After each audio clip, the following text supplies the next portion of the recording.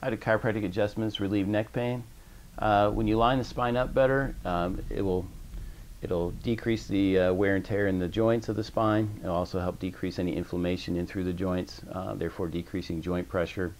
By lining the spine up correctly, it allows for the vertebrae surrounding the disc to operate correctly, and therefore relieving pressure on the disc, therefore reducing disc herniations and disc bulging. In addition to that, lining the spine up correctly will help open up the area that the nerve comes out, and therefore decreasing your chances of having nerve pressure and causing pain that way. So those are some of the ways that chiropractic adjustments will help you with neck pain. My name is Dr. Langschied, and I'm a chiropractor in Jeffersontown, Kentucky.